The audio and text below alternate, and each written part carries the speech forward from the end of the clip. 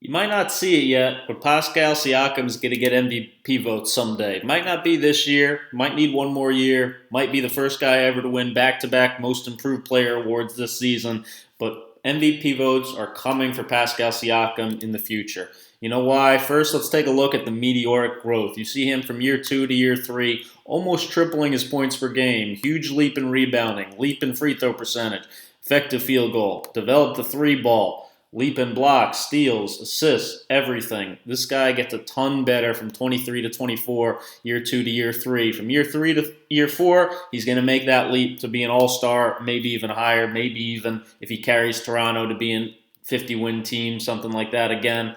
I think he can get MVP contention. You know who else developed meteorically at an incredible rate? Giannis. Not a lot of people back here, year 2, year 3 for him. We're talking about Giannis as an MVP candidate. When he came on the scene, year 4, made his first All-Star team, averaged 23 a game, people started to have those whispers and see just how good he could be. Hindsight's 2020. Back then, though, nobody was talking about Giannis as an MVP candidate. Obviously, he's a little more jacked than Siakam right now. He's an athletic freak. We don't really see that same thing in Siakam, but he can get stronger. He's got a great build. He's perfectly wiry, perfectly capable of developing in a similar sense. All right, let's take the comparison a step further. Let's look at Siakam's third year on the bottom versus Giannis's third year. Average the same in points per game. Giannis had a slight edge in assists, slight edge in rebounding. Siakam had a slight edge in free throw percentage and effective field goal percentage. Giannis got to the free throw line a little bit more, but overall pretty similar across the board. Of course, Siakam was 24, Giannis was 21, I'm aware. So if you look at Siakam's third year versus Giannis' sixth year when they're both 24, yes, Giannis has a huge edge. I'm not trying to say Siakam is nearly as good yet, by any means, but even if you look at their stats last season, they had similar effective field goal percentages. Their assists, Giannis had a pretty big edge, but he also had a much bigger role. When you look at the potential, Siakam started playing ball around 15, 16 years old. Giannis was basically a pro already in Greece by then.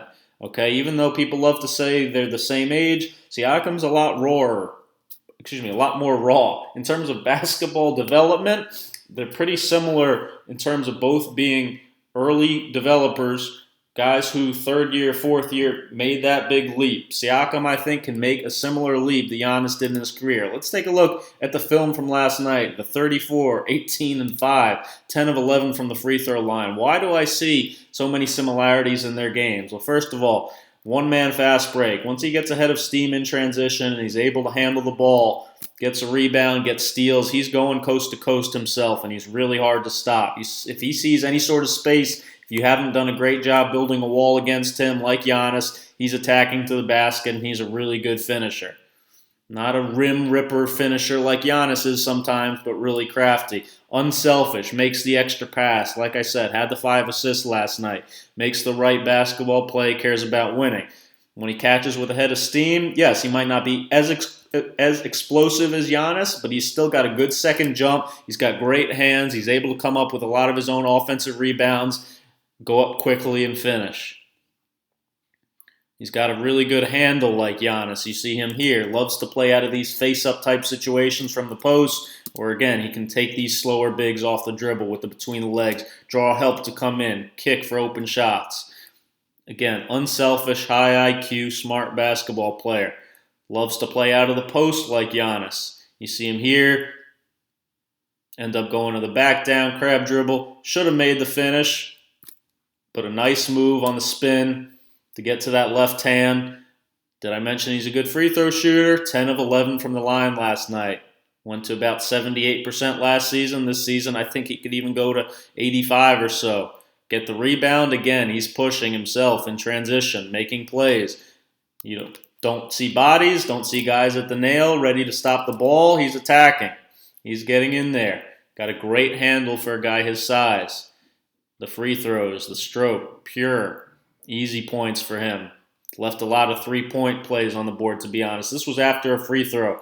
This speaks volumes to me. This is the play that reminded me the most of Giannis. The Bucks love to do this too. After a free throw, make it look like Giannis is coming to do a dribble handoff or something with the point guard, but instead all they wanted to do is have this 5-out spacing, and he's really hard to stop like this. When he's able to do an inside-out dribble and a crossover from the three-point line to get there in one dribble basically after the in and out. From one dribble, crossover, all the way to the basket. Those are long strides, amazing length, amazing finishing. Again, you see him get the rebound and push. Loves to play out of these pistol-type actions. Ends up getting a mismatch. Switch JJ onto him. JJ's in trouble immediately. Siakam, you see a lot of guys get a switch like this and just try to bulldoze their way to the basket. JJ will take a charge. Siakam's not going to do that. He's smarter. Crafty, you see here.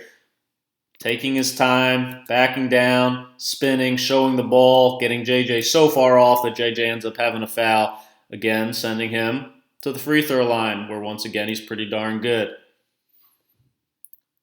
What else impresses me is versatility. You can use him as a roll man. He's a great passer out of rolls, sees the floor really well. As he dives, help comes in, kicks it to the corner, extra pass, that's a hockey assist. That's a right basketball play if he makes that shot. Again, plays out of the post a lot. This time he has a huge array of moves in the post. Really fundamental, solid down there. The right to left rip through to attack the baseline. Gets the ball on the backboard, goaltending. Did I mention he shoots the ball well from the free throw line? We see here, go gadget type arms, go get offensive rebounds, kickouts, another assist, still crashing the offensive glass. He started as a hustle guy, an energy guy. He plays hard. You know what else he can do? Like Giannis, he can handle in some pick and rolls. Got a good handle, got a good feel, good passer. He sees two engage on the ball. Van Fleet's wide open on the pop. That's a play they ran for him to handle in the pick and roll on a sideline out of bounds, where Siakam makes a great read and hits Van Fleet right in his shooting pocket for three. You see, when he's out ahead, he'll run the floor. He's got a mismatch, got JJ on him. You better send JJ some help because he's not guarding Siakam on the spin move, drop step baseline.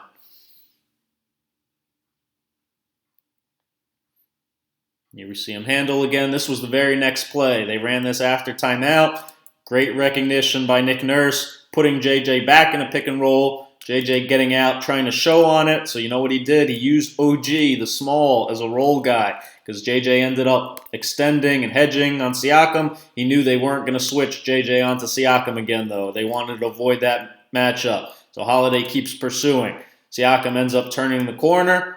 Now we're going to let OJ slowly roll to the basket. Slowly roll to the basket. And Siakam's going to read the defense coming in, lead OG right there for a dunk. Another pistol-type situation. JJ tries to get out of there, tries to just show and get back, but you see Siakam crafty here. High basketball IQ. Keeps JJ behind him, uses his body. Ends up using that for leverage to attack Holiday. Get to his spots. Gets the ball all the way down there in the post. Little shot fake, baby hook. Easy money. Post game again. Holiday this time. Taking his time on the crab dribble. Goes up with the left hand. Misses, gets his rebound, should have finished. Another N1 he should have had. This was the only free throw he had missed of the night. Again, 10 of 11. Really solid down there. Really solid in the post. Look at this move. Woo, this spin. I think he ends up stepping a little bit on Williams' foot with his left foot right there. So you know what? He needs to step down with that right foot too, but still has the balance, the presence of mind to flip that up there. That's a tough finish. High level. You know what else he can do? He can shoot a little bit. Not a great pass, but a great catch and shoot. Had that confidence. Last year he shot it great from the corners. If he can add the slots and the top as well, it's going to be really, really hard to stop him. Guy's got so much potential. Think Giannis again with a jumper. Here's again where you see the Giannis-type handles. These slower bigs, you want to match up an Okafor or somebody like him. How often do we see Giannis attacking from this top spot with 5 out? Quick crossover dribble, gives him a head of steam, shot fake, and one. Tough move. Did I mention he makes free throws? The versatility again. Slipping out of the roll. Catch, finish. 34-18-5. Great game offensively. But you know what else impressed me too? The defense. Look at him picking up Holiday here. That was his matchup for most of the night. You're not going to see a lot of fours matched up on Drew Holiday. That's the kind of faith he had in him. Didn't do a phenomenal job that possession, okay? But with the hand-checking rules, not many guys can keep him in front. the pursuit, just block shots, impact plays. The ability to switch onto Lonzo Ball here. Ingram gets the ball in the post. I'm going to be smart. So when my man cuts out, I'm going to stay in the paint. I'm going to wall up. I'm going to make Ingram pick his dribble up. Now I'm going to get my hands on the ball, end up forcing a tough shot, ends up possession. I'm going to see the air ball. I'm going to go get it myself, and then I don't need an outlet pass. It's my ball. Brandon Ingram, another guy who is going to match up with a lot of slower fours this season, have a little advantage from that. Instead, he got Siakam, who's right here. You see Siakam getting in an ice. How many fours in the league can do that? Ice the pick and roll, send it down to the baseline. Right there for Ibaka to challenge at the rim. Really good fundamental defense. You see him guarding JJ here. Going to go get a rebound out of his area. Again, big-time rebounder, throw the ball ahead. Leads to a fast break. Sees the floor, good outlet passer. You see him again into the ball here. How many other guys would have been easier for him to guard? Lonzo, Ingram, guys like that. Instead, took the challenge, active hands on Holiday, ends up forcing a steal on the trap. Tough rebounder. Out of area, in area. You see him again icing the pick and roll. Look at this. Hart's on the floor. Ingram's on the floor. Jackson's on the floor. Their matchup choice was to have Siakam guard Drew Holiday. That says a lot about what kind of defender they see him as. The guard, basically the toughest scorer that the Pelicans have right now. You see, this is guard-type pursuit. How many fours in the league can do this? Icing the pick and roll. Keep pursuing from behind. Square it back up. Force a tough, bad pass. Impact the shot at the rim. I'm not sure about that goaltending call. That guy has huge potential. He's going to be an all-star someday, maybe this season. If you enjoyed this video, if you've enjoyed all my stuff, remember, Scout with Bryan, Twitter, Instagram, ScoutWithBryan.com. If you have a second to go to Patreon.com/ScoutWithBryan, I'll include the link on the next screen. $2 a month even. You can see the higher tiers, but any tier really, really helps. Helps me get a better microphone. You get 5 bonus videos instantly. You get a private chat every week. You get my rankings of the top 110 players in the league. You get my predicted standings. You get a ton of bonus content, and you help me continue to put out videos like this. Patreon, I'd really appreciate your support. Thanks again for watching. Why Pascal Siakam will get MVP votes. Patreon link right here. Please click it. Please check it out. Again, even $2 a month is a huge help. Make sure you thumb up, hit that subscribe button. Leave me a comment. Really appreciate you guys watching. A lot more content coming soon.